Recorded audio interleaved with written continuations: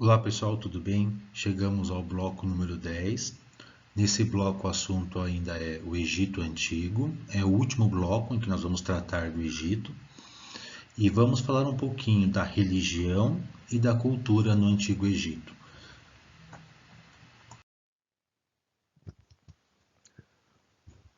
Em relação às características da religião egípcia, temos aqui algumas questões importantes. Primeiro, eles eram politeístas. O que isso significa? Que eles acreditavam em vários deuses. Tudo bem? Então, quando nós pensamos, não é? Vamos fazer uma comparação. Quando nós pensamos no cristianismo, no judaísmo, no islamismo, são religiões que acreditam em apenas um Deus. São religiões monoteístas, tá? Mono um. Então, cristianismo, judaísmo, islamismo. Eles acreditam em apenas um Deus. Já no Antigo Egito, havia crença em vários deuses. Por isso, eles eram politeístas, ok?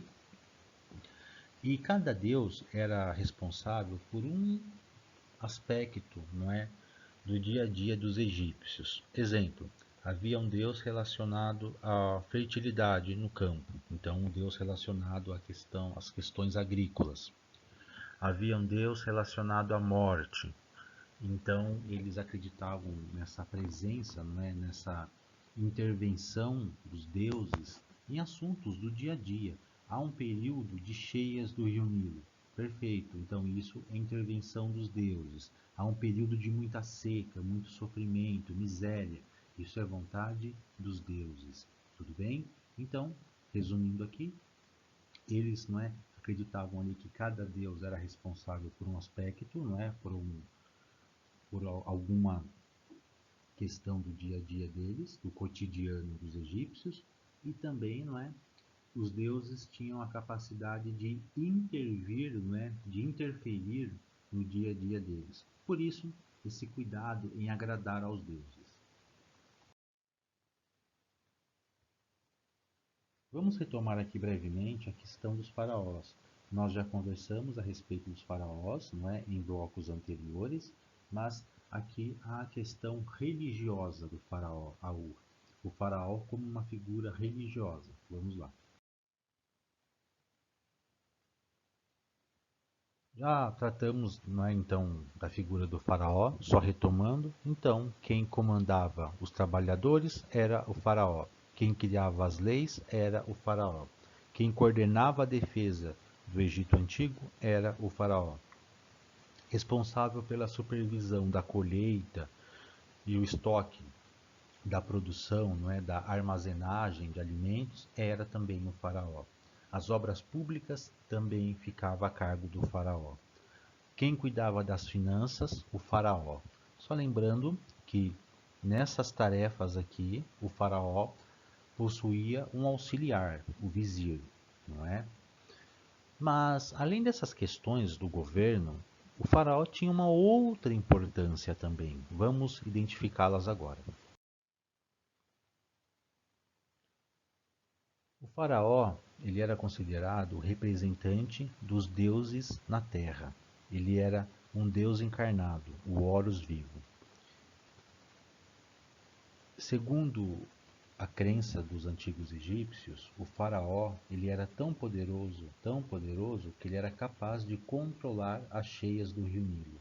Então aquela questão que nós conversamos há pouco, não é, a respeito da importância dos deuses, que esses deuses interferiam no dia a dia dos egípcios, aqui nós temos um exemplo, não é? O faraó considerado um deus, ele conseguia então, segundo a crença, claro, dos antigos egípcios, interferir em questões, não é, do cotidiano, como aqui no caso as cheias do rio Nilo. Lembrando, se é um período de cheias, não é? Então é um período fértil, de riqueza. Agora, se é um período de muita seca, é um período de miséria. Só lembrando que, claro, tanto o período da seca quanto das cheias,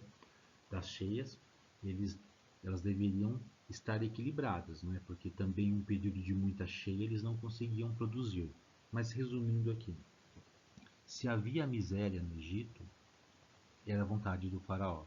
E eles acreditavam que eles mereciam isso. E o faraó, então, era um deus encarnado. Entre os antigos egípcios havia a crença que após a morte a pessoa ela era encaminhada para uma outra vida, para um outro mundo. Esse mundo eles chamavam de Duat.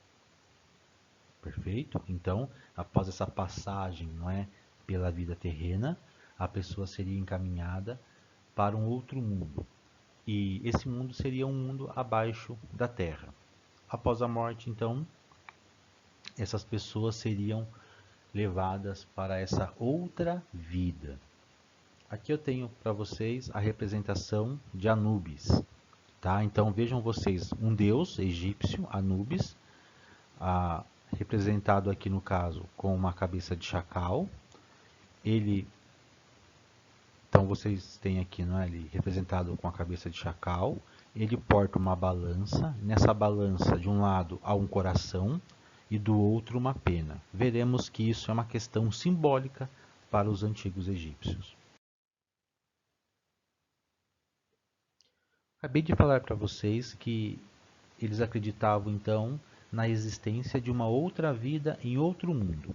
Perfeito. Aqui eu tenho uma representação, perfeito, do que acontecia após a morte. Aqui é uma passagem do famoso Livro dos Mortos. Vamos analisar essa passagem aqui para vocês entenderem a importância, não é, desse momento aí no caso, da passagem da pessoa dessa vida terrena para esse outro mundo. Então aqui nós temos a pessoa, não é, que faleceu. Ela é encaminhada para um julgamento. Quem segura suas mãos é Anubis, aquele deus que eu mostrei para vocês. Aqui Anubis, nesse detalhe, Anubis coloca o coração da pessoa numa balança. Aqui temos uma balança. De um lado, conforme eu falei, um coração e do outro uma pena. E aqui, no finalzinho da apresentação, nós temos Osíris. Segundo a mitologia egípcia, Osíris foi o primeiro faraó do Antigo Egito. Após a sua morte, ele se tornou o rei do mundo dos mortos. Ele preside o julgamento. Tá, mas por que essa pessoa está sendo julgada? Aqui no caso, se o coração dela for mais leve que uma pena, se um coração dela não portar tantos pecados, ela tem o direito a essa outra vida, nesse outro mundo que seria Duat. Caso contrário, ela não teria direito a essa segunda vida e seria, no caso, devorada por víboras. Vejam vocês que é apenas uma representação, mas que para nós ilustra muito aquilo, não é, que os egípcios acreditavam. No entanto, não era apenas o julgamento, não é? Esse julgamento que eles acreditavam que existia após a morte. Para essa pessoa ter o direito a outra vida, era necessário preservar o seu corpo. E aqui entra a importância da mumificação. Tudo bem? Então vamos lá. Então, eles acreditavam, não é, que na outra vida a pessoa precisaria do seu corpo intacto, preservado. Por isso era necessário o quê? Preservar esse corpo. Novamente aqui nós temos a figura de Anubis. Quando nós pensamos no Antigo Egito, logo vem, não é, a ideia das pirâmides, do rio Nilo, dos faraós e das múmias. E no caso da mumificação, não é, que era uma prática comum no Egito Antigo, não só no Egito Antigo, mas em outras culturas antigas, a mumificação tinha um objetivo. O objetivo era qual? Como eles acreditavam, então, na existência de uma outra vida, o corpo deveria ser preservado, preservado para outra vida.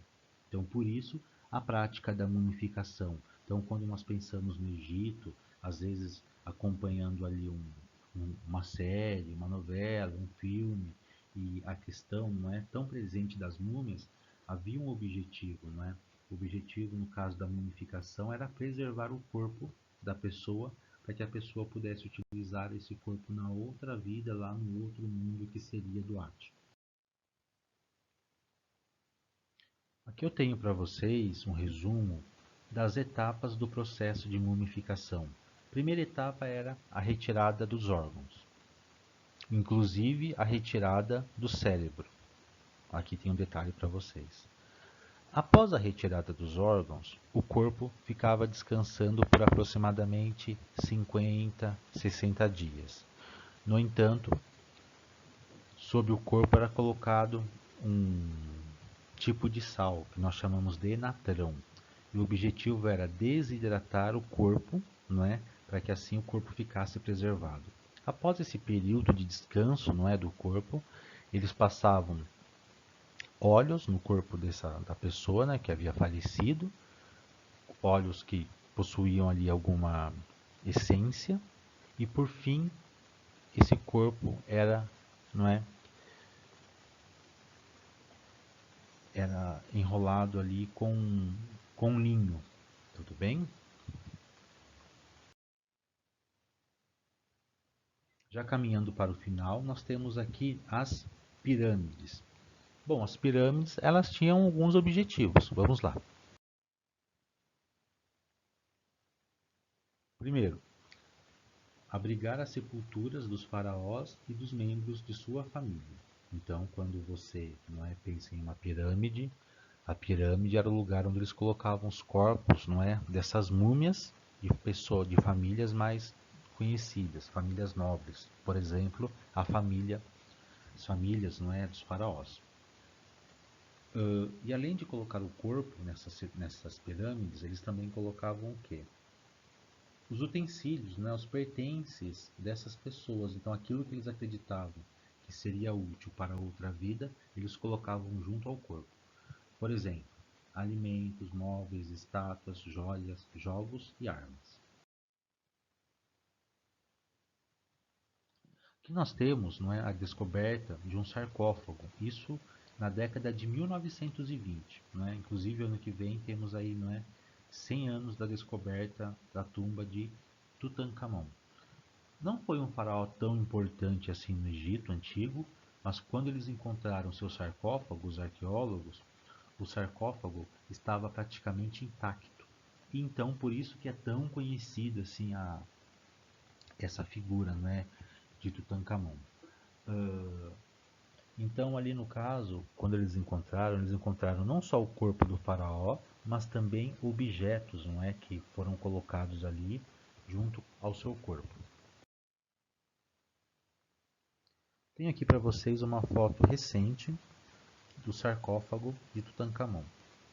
Conforme eu falei para vocês, ele foi descoberto por um arqueólogo inglês há um século e atualmente é um lugar onde turistas, não é? Um espaço onde turistas ali visitam para conhecer.